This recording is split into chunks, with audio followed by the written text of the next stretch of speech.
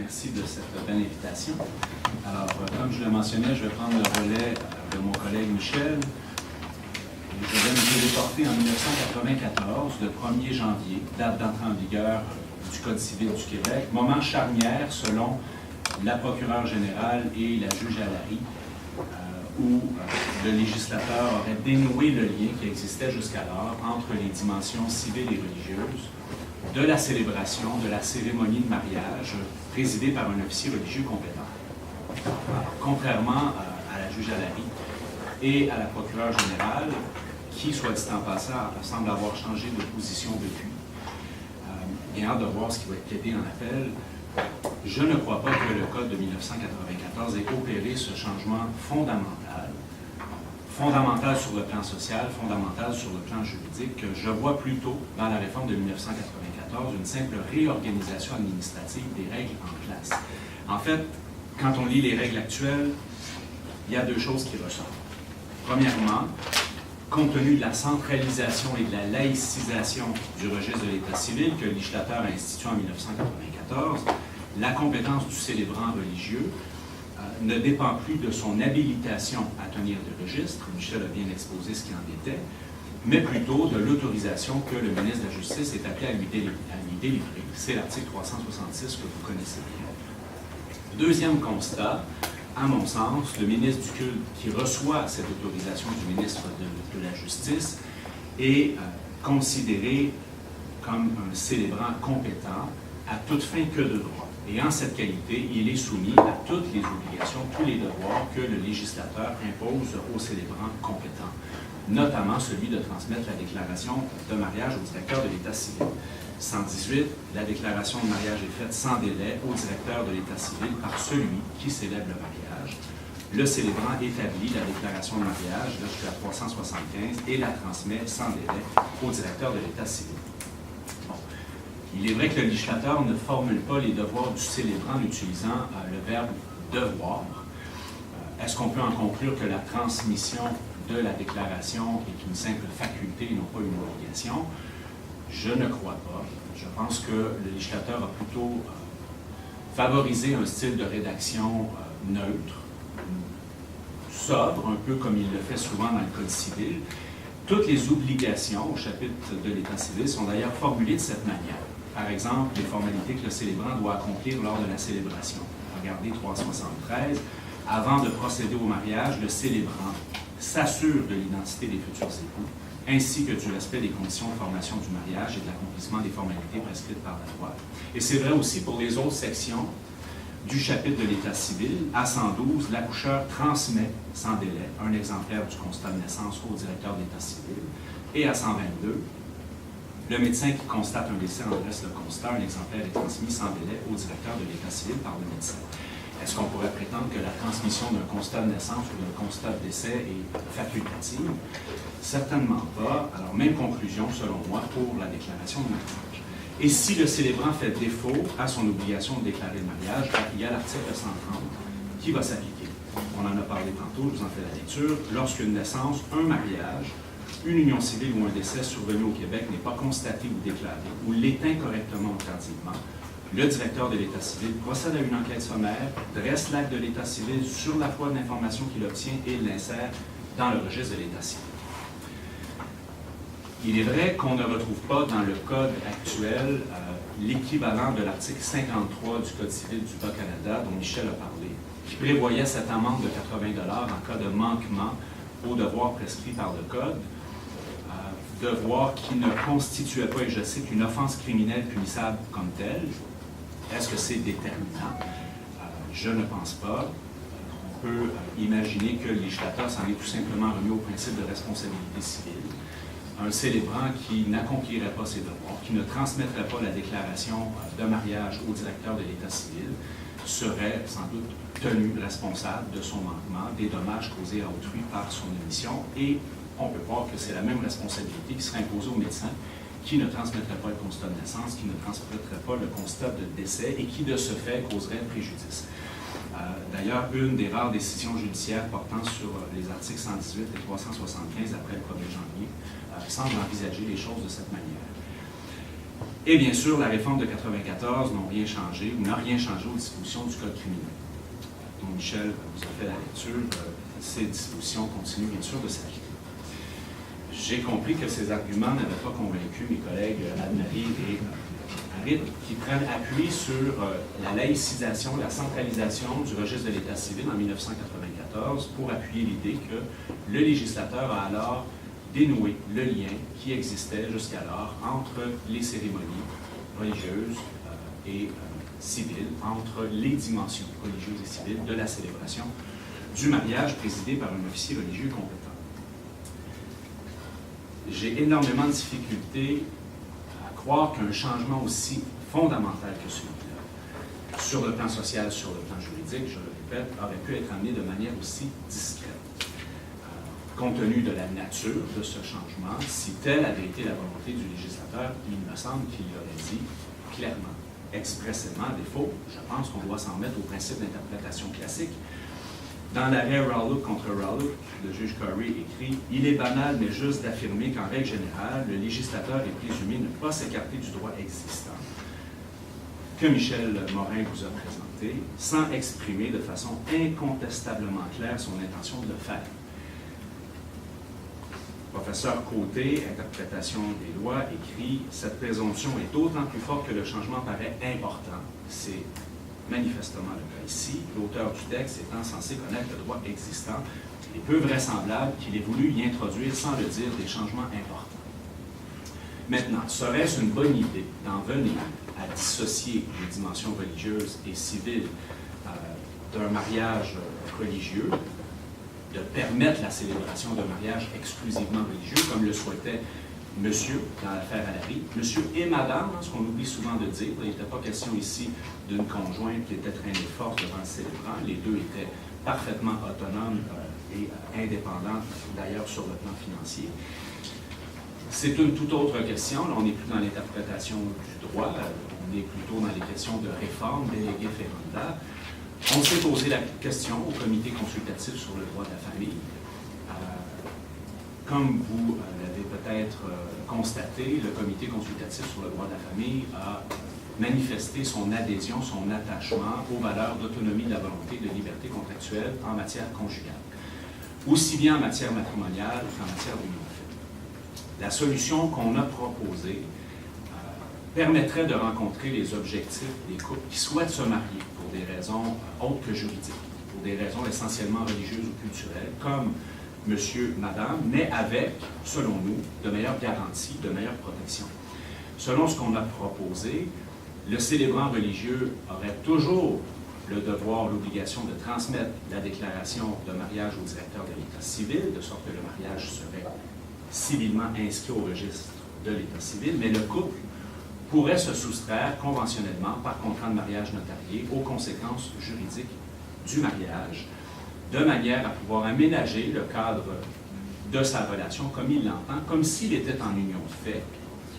Union de fait, faut-il le rappeler, qui a été considérée comme une situation, un état parfaitement valable sur le plan social et sur le plan juridique par la Cour suprême dans l'affaire Lola. Le législateur n'abandonnerait donc pas le mariage aux seules autorités religieuses, avec les dérapages qu'on peut peut-être anticiper. Le mariage resterait dans la sphère civile et étatique, mais le législateur y reconnaîtrait l'importance des valeurs d'autonomie de la volonté de liberté contractuelle, comme il le fait en matière d'union de fait, en s'assurant par l'intervention d'un officier public, le notaire, du consentement libre et éclairé des époux, ce que ne garantirait évidemment pas la célébration d'un mariage exclusivement religieux sans dimension civile. Voilà. J'enchaîne de ce point. On peut enchaîner. Nous garderons nos applaudissements pour les trois. Ah, pardon, je ne vais pas surtout pas couper, là, même si je ne veux pas, là, mais bon. Bon, merci beaucoup. Merci, Louis-Philippe, pour l'invitation. Effectivement, c'est né d'une initiative un peu informelle où certains d'entre nous avons pris parole. Moi, j'avais toujours précisé là-dedans que je n'avais pas creusé nécessairement la question, et j'avais même dit, quand j'aurais lu peut-être le texte de Michel et de Alain, éventuellement, je me rallierai, mais malheureusement pour vous, non, ce n'est pas le cas. Mais bon, écoutez, c'est vraiment une question d'interprétation. Par contre, Donc, vous avez compris que pour moi, effectivement, je suis plutôt, en tout cas, je suis davantage proche de la position de la ministre de la Justice dans le dossier et que pour moi, depuis 1994, c'est-à-dire depuis 1994, le mariage religieux n'entraîne plus obligatoirement d'effet civil.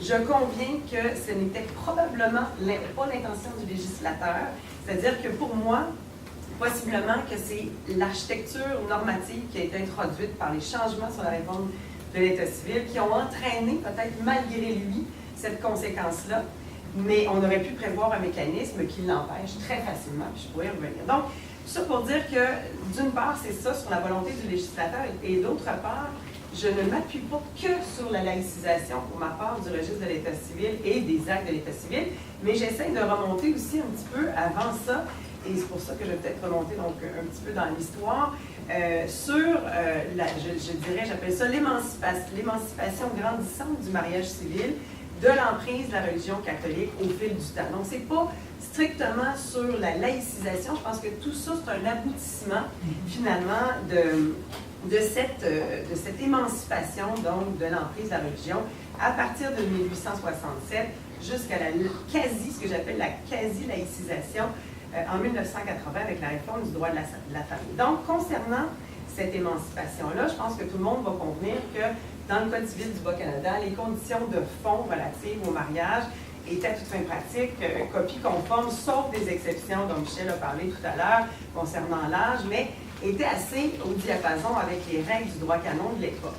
C'est sûr que là, je ne vais pas rentrer dans le débat sur l'article 127, à savoir si 127 du Code civil du Bas-Canada intégrait des empêchements de nature purement religieuse au sein du Code civil du Bas-Canada. De toute façon, l'arrêt des bâtiments en 1921 l'a pas mal réglé cette histoire-là. Mais je pense que c'est clair que sur le fond des choses, les règles des deux ordres juridiques, religieux et civils, étaient somme toute plus convergentes que divergentes.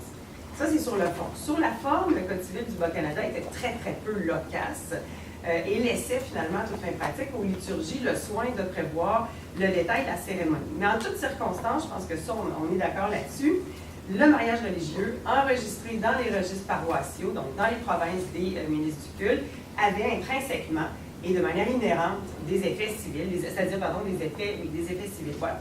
Donc, le mariage religieux avait des effets civils. Par contre, le mariage était très peu encadré, c'est-à-dire que le droit civil était très peu proactif ici pour dire ce qu'était finalement ce mariage civil. Donc, c'était beaucoup la religion qui s'en chargeait. 1968, ça en a parlé, donc laïcisation du mariage, où là, l'État définit, bien que très minimalement, c'est-à-dire en ajoutant le troisième alinéa à l'article 42 du Code civil du Bas-Canada, la possibilité de ne se marier que civilement. Mais c'est une possibilité parallèle et très peu détaillée par le droit civil, donc à côté du mariage religieux qui persiste et qui coexiste et qui a intrinsèquement toujours des effets civils. 1980, là, je pense que c'est une étape vraiment importante, puis c'est pour ça que je dis que pour moi, ça donne une ampleur plus importante à l'aboutissement de la réforme, c'est-à-dire 1994. Quand je dis qu'on a quasi laïcisé, c'est que là, à partir de 1980, au-delà de l'article 42, alinéa 3 du Code civil du Bas-Canada, le droit civil établit un droit complet, exhaustif et pratiquement autonome du droit, donc du droit matrimonial, avec des règles qui sont très claires. Là, je parle évidemment du nouveau code, en fait, du Code civil de 1980, là, qui a été adopté donc avant le Code civil du Bas-Canada, toute la partie sur le mariage et la conjugalité. Donc, le Code civil établit dorénavant des règles claires sur les conditions requises pour célébrer le mariage, les oppositions, la célébration, si bien que le mariage, moi, ce que je dis, c'est qu'à partir de 1980, il devient pratiquement complètement dégagé des règles religieuses, et ça se manifeste d'ailleurs par le nouvel article, c'est 410. En fait, tous les articles 410 à 420 traitent de la célébration du mariage, mais particulièrement l'article 418 du Code civil du Québec de 1980, il est totalement nouveau. Et là, il établit clairement que le célébrant doit faire la lecture aux futurs époux des droits et devoirs des époux. Il doit recevoir d'eux personnellement la déclaration qu'ils veulent se prendre pour époux. Il doit aussi les déclarer unis par les liens du mariage. Ça, c'est complètement nouveau. Tout ça, on ne retrouvait pas ça dans le Code civil du Bas-Canada. Donc, le droit civil devient clairement beaucoup plus interventionniste en matière matrimoniale au Québec, et c'est une quasi-laïcisation. Pourquoi? Parce qu'effectivement, le Code civil permet néanmoins au ministre du culte d'avoir encore la compétence pour célébrer le mariage, donc, en fait, comme c'était le cas sous le Code civil du Bas-Canada. Et là, l'article, pour moi, qui est fondamental dans le Code civil de 1980, c'est l'article 419, qui nous dit un tel célébrant, donc le prêtre, doit inscrire sans délai. En fait, il dit inscrit, là, mais moi, je suis d'accord avec toi, c'est pas le temps du verbe qui fait que c'est impératif ou pas, c'est impératif. Il inscrit sans délai l'acte de mariage dans les registres de l'État civil. Donc là, on est en 1980. Or, à quel acte de mariage le Code civil, ici à 419, réfère-t-il? C'est l'acte de mariage religieux, encore une fois, qui est dressé par le ministre du culte, qui est encore le seul mariage reconnu par le Code civil, à part le mariage, évidemment, uniquement civil. Et à quel registre le Code civil de 1980 réfère-t-il? Ce sont encore les registres paroissiaux. Donc, en résumé, on est encore en présence en 1980 et jusqu'en 1994 d'un seul acte de mariage, c'est-à-dire le religieux, qui crée incidemment deux mariages, c'est-à-dire le civil et le religieux. Mais ces deux mariages-là sont encore indissociables et je pense que l'article 419 le montre bien. Ça, c'est clair que tout mariage religieux célébré jusqu'en 1994 a des effets civils. Donc, l'architecture normative du Code, puis c'est là-dessus que je m'appuie, ne permet pas encore cette scission-là. Donc, c'est pour ça que je parle d'une quasi-laïcisation. Qu'est-ce qui se passe en 1994? Mais comme je vous dis, pour moi, c'est l'aboutissement. Il faut vraiment considérer d'emblée toute cette laïcisation ou quasi-laïcisation qu'on vient de réaliser en 1980 pour aboutir en 1994 à carrément couper ce cordon ombilical, là, si on peut l'appeler comme ça. Et donc là, je suis dans ma deuxième partie. Qu'est-ce qui se passe en 1994? C'est quoi l'impact sur le mariage? Donc, à partir du nouveau Code civil, on l'a dit, on l'a répété, on assiste à une laïcisation, mais non seulement du registre de l'État civil, mais aussi des actes de l'État civil. Hein?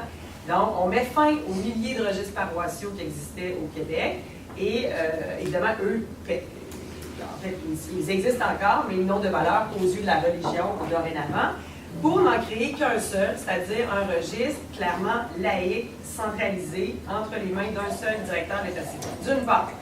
Mais d'autre part, et par le fait même, on laïcise tous les actes de l'État civil, naissance, mariage, décès, si bien que, et là j'en viens aux articles litigieux, en vertu des articles 108, 118 et 119 de l'actuel Code civil du Québec, c'est désormais, on le sait, seulement le directeur de l'État civil qui a compétence pour dresser un acte de mariage et pour l'insérer dans le registre. Par conséquent, et bien que, et ça c'est une particularité probablement issue de notre héritage historique et culturel, on permet encore, c'est-à-dire que le ministre de la Justice peut encore habiliter effectivement les ministres du culte à célébrer un mariage. Par contre, on leur a enlevé, comme on l'a dit tout à l'heure, le pouvoir de dresser cet acte-là. Donc, l'acte de mariage religieux n'est plus aucunement pris en compte dans le Code civil du Bas-Canada. Il a perdu toute valeur aux yeux de l'État. L'article 419, qui servait de lien entre les deux, a disparu complètement parce que maintenant, notre valeur aux yeux de l'État, que le mariage, que le mariage issu de la déclaration signée par les époux, les témoins et le célébrant, s'il veut le faire, est enregistré donc au sein du registre civil. Donc, si le célébrant veut agir à deux titres, il va devoir contribuer, je devrais dire, à créer deux actes de mariage distincts. D'une part, le mariage religieux, qui va continuer il va dresser l'acte et l'insérer dans le registre paroissial, mariage religieux. Mais d'autre part, tout ce que le Code civil lui donne comme pouvoir, c'est de signer donc la déclaration de mariage civil avec les témoins, avec les époux, et d'envoyer cette déclaration-là au directeur de l'État civil, qui lui va la contresigner, va en créer un acte de l'État civil et va l'insérer dans le registre.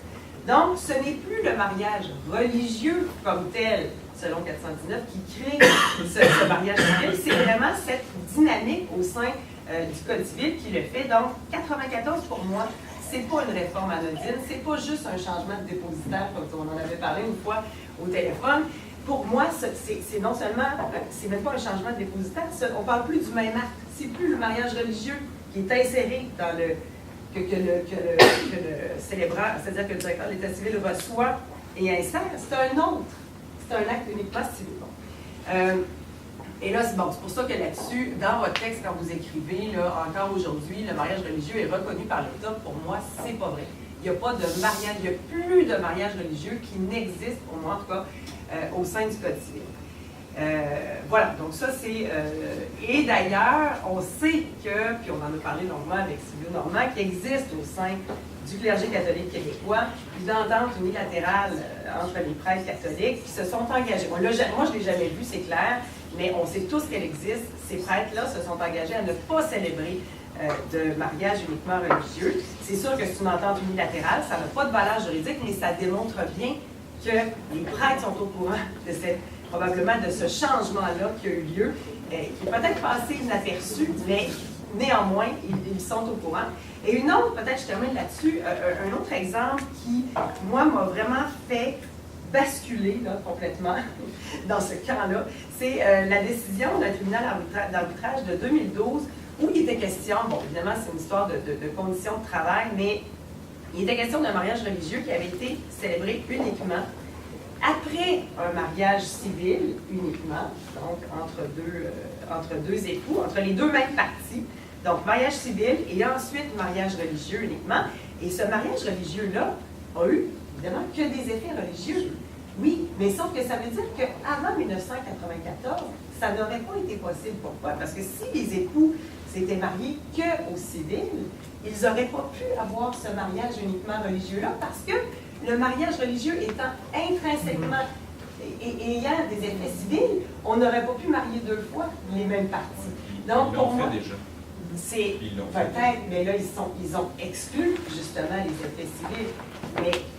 Mais dans l'architecture, c'est ça, justement. Donc, ça démontre bien qu'aujourd'hui, il n'y a pas de problème à célébrer après un mariage civil devant le greffier, devant un notaire, devant ton grand-père, de superposer un mariage civil, un mariage religieux uniquement, c'est tout à fait possible, ce qui n'était pas le cas auparavant.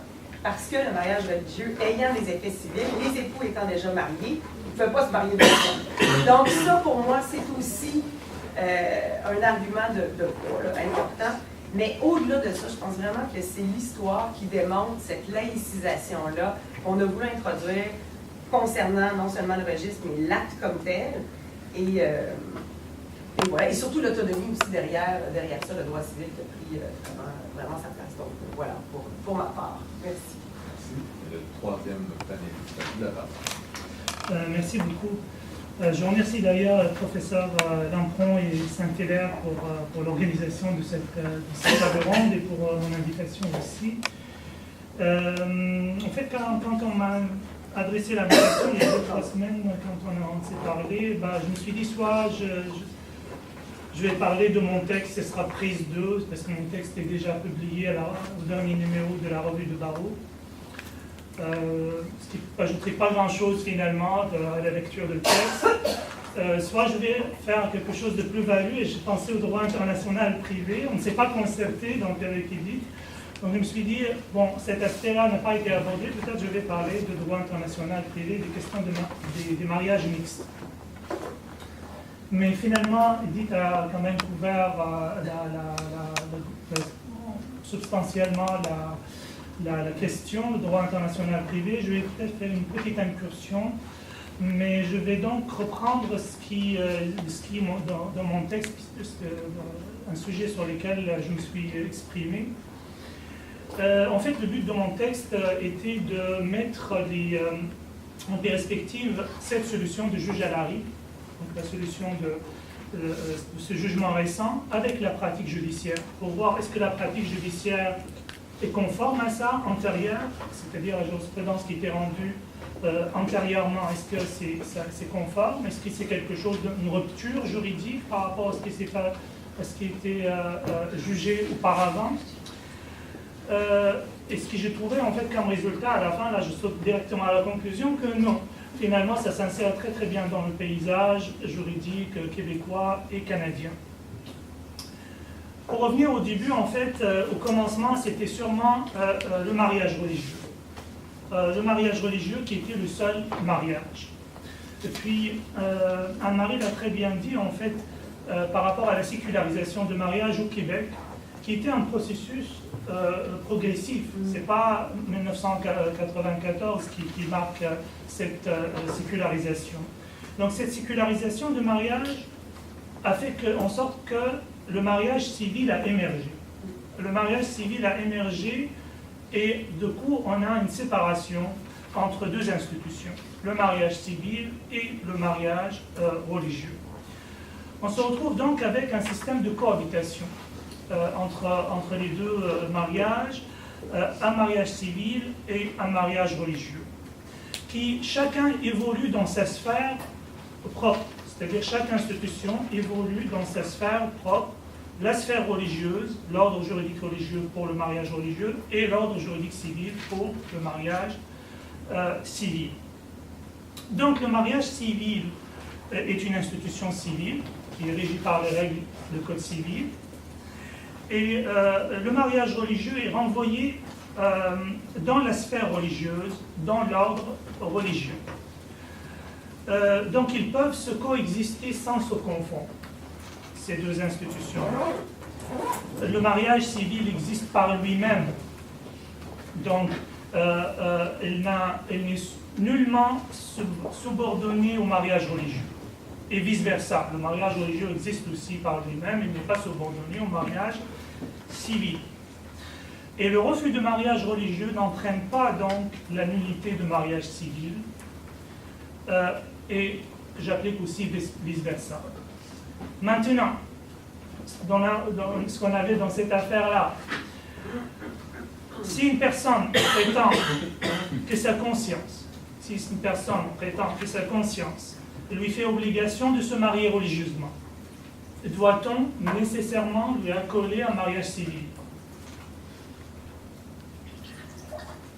La réponse, selon la jurisprudence, non. Selon ce qu'elle disait en fait le jugement, le juge halal. Un ministre de culte peut, à la demande des parties, célébrer un mariage religieux. C'est les parties qui viennent devant un rabbin, devant un prêtre, devant un imam, lui disent que nous, on veut se marier devant Dieu, on s'en fout de l'État. On ne veut pas se marier devant l'État, on veut juste être dans notre conscience, dans notre foi, être en relation licite et légitime. Ce qui nous intéresse, c'est au regard, en fait, de notre foi et de notre religion. La juge Alari dit, je ne vois pas pourquoi un ministre de culte ne peut pas célébrer un tel mariage. C'est une habilitation, ce n'est pas une obligation qu'on fait au ministre de culte de célébrer à la fois un mariage civil et religieux, mais il reste la possibilité de célébrer juste un mariage religieux sans y accoler un mariage civil. Donc en conscience, les époux sont valablement mariés. Mais sur le plan strictement juridique, ils ne le sont pas. Dans ce cadre-là, la célébration religieuse n'a donc aucune incidence sur le plan civil. Après, comment vous qualifiez ça? Ça dépend, c'est une question de qualification dans l'ordre juridique civil. Est-ce que c'est un conjoint, est-ce que c'est statut de conjoint de fait? Est-ce que c'est une sorte de fiançailles qui précède peut-être un mariage, un projet de mariage qui est en devenir? On se marie religieusement peut-être après 6 mois, 1 an, 2 ans, on pense à se marier civilement aussi. Donc les deux, ça pourrait exister tous les deux, à la fois, ça pourrait exister juste le mariage civil et ça pourrait exister juste le mariage religieux. Une exception à cette règle d'autonomie, d'autonomie de deux institutions, c'est que quand le législateur prend en charge la norme religieuse par le droit civil pour produire des effets civils. Et c'est le fameux texte, le fameux article 366 du Code civil. Cet article, en fait, offre juste une faculté, une option d'une célébration unique, à la fois religieuse et civile, pour faciliter les choses. Pourquoi on fait 2 célébrations? On va faire une célébration, on va donner autorisation au ministre de culte de célébrer. Lui, à la base, il célèbre plus des mariages religieux, mais on va lui donner quand même la faculté de célébrer des mariages civils. Donc c'est une prise en charge par l'ordre civil une réception par l'ordre civil de certaines normes religieuses qui étaient produites ici, mais cela ne fait pas de mariage un mariage purement civil. C'est-à-dire ce qui célèbre le ministre du culte, ça ne devient pas un mariage civil. Ça reste une célébration, c'est comme deux lignes là, un mariage religieux, un mariage civil. Elles se rencontrent à un moment donné au moment de célébration, puis elles continuent à exister tous les deux, parce que chaque mariage obéit en fait à son propre mécanisme, à son propre régime juridique. Pour preuve, quand vous divorcez devant le juge, et vous demandez après que dans votre conscience, le mariage est indissoluble, donc on imagine un couple catholique, d'obédience catholique romaine, disant que oui, on est divorcé, mais le juge va lui dire, oui, mais ce divorce, moi, ce que je suis en train de dissoudre, c'est juste le mariage civil, mais je ne dissous pas le mariage religieux. Allez-y devant votre autorité religieuse pour annuler votre mariage. Donc la dichotomie entre les deux persiste au moment même de la dissolution. Et c'est le cas de plusieurs gens qui vont devant le juge pour dissoudre le mariage civil, puis ils reviennent devant leur autorité religieuse pour obtenir par exemple le guet devant un tribunal rabbinique, c'est permis, ou d'avoir aussi de talak devant une autorité religieuse musulmane, ou annuler le mariage devant l'Église catholique. Donc, la dichotomie persiste et le divorce ne viole pas le principe, en fait, de l'indissolubilité de mariage catholique, par exemple, dans ce cas-là, parce que le juge civil ne dissout que le mariage civil. Donc, à mon avis, les futurs époux à un mariage religieux doivent donner leur consentement en connaissance de cause. Ça dépend de ce qu'on veut. Si deux personnes vont voir un imam pour lui dire « nous, on veut juste se marier religieusement par un simple mariage religieux », ce ministre de culte n'a pas l'obligation d'aller transmettre la déclaration de mariage à l'officier de l'état civil, sauf s'ils lui disent « non, nous, on veut un mariage civil et religieux ». Dans ce cas-là, un mariage religieux qui produit des effets civils, et là, dans ce cas-là, il a cette obligation. Donc, il faut voir au cas par cas. Donc, pour un mariage religieux, il n'a pas l'obligation, mais pour un mariage qui est à la fois civil et religieux, il a cette obligation. Donc, à mon avis, trois principes qui gouvernent la question. C'est la séparation Église-État, premier principe. Deuxième principe, c'est la liberté de conscience. Et troisième principe, c'est l'autonomie de la volonté. Vous ne pouvez pas marier quelqu'un contre sa volonté. Il faut vraiment avoir le consentement libre et éclairé d'entrer dans un mariage civil. Et si ce consentement-là n'est pas là, vous pouvez après dire que moi je suis allé devant un imam, l'imam a transféré l'acte, mais contre ma volonté, le juge va annuler cette transcription. En droit international privé, ma camarade Edith a largement couvert la question. Reste juste une petite chose par rapport à un mariage qui est célébré ici par des gens où il y a un élément d'extranéité. Pourquoi j'ai parlé d'un mariage mixte? C'est un mariage où l'une des parties a soit la nationalité étrangère ou un domicile à l'étranger. Est-ce que ces gens-là peuvent célébrer un mariage selon la loi étrangère qui autorise ça? Par exemple, dans certains pays musulmans, le mariage demeure un acte privé, un consentement en présence de deux témoins.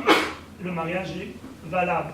Et cette règle demeure en vigueur dans plusieurs pays. Est-ce qu'on peut célébrer des mariages au Québec de cette manière-là, sans obéir aux normes de droit interne québécois? J'ai tendance à dire oui. Il y a un jugement là, parce que j'ai essayé de dénicher vraiment la jurisprudence pour voir, les cas sont très rares, mais j'ai tombé quand même sur un jugement.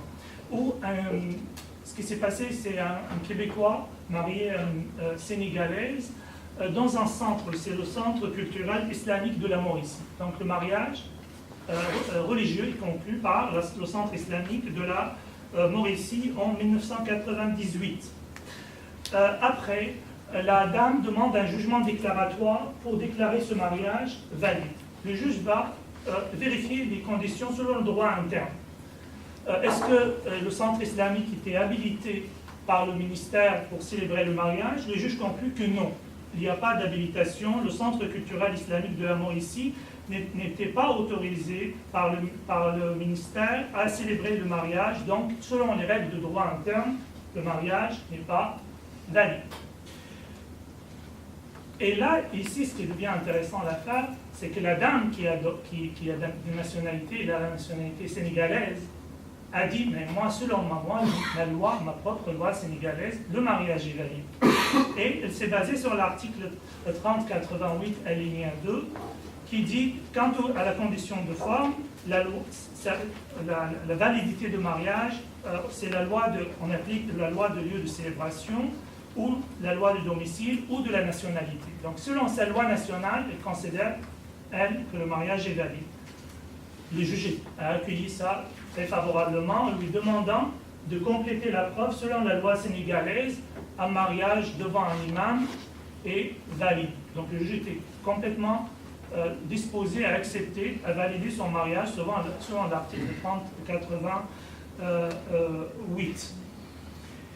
Donc il dit à la demanderesse de démontrer que les conditions de forme applicables au Sénégal pour la célébration de mariage ont été dûment respectées. Sauf que la dame finalement n'a pas réussi à démontrer que les conditions de mariage selon la loi sénégalaise étaient respectées, la preuve était déficiente et le tribunal a finalement conclu qu'on ne peut pas déclarer ce mariage valide car il ne respecte pas les conditions de forme applicables au Québec ni celles de Sénégal conformément à l'article 3080. Donc vous voyez, c'est beaucoup plus souple qu'on pense en fait les choses par rapport. Est-ce que c'est les règles qui sont ici, la célébration de mariage sont des règles impératives, d'application nécessaire? Est-ce que c'est relève de loi de police? J'ai tendance à dire non. Et je m'arrête ici parce que je pense que j'ai largement dépassé mon temps. Merci beaucoup à vous trois.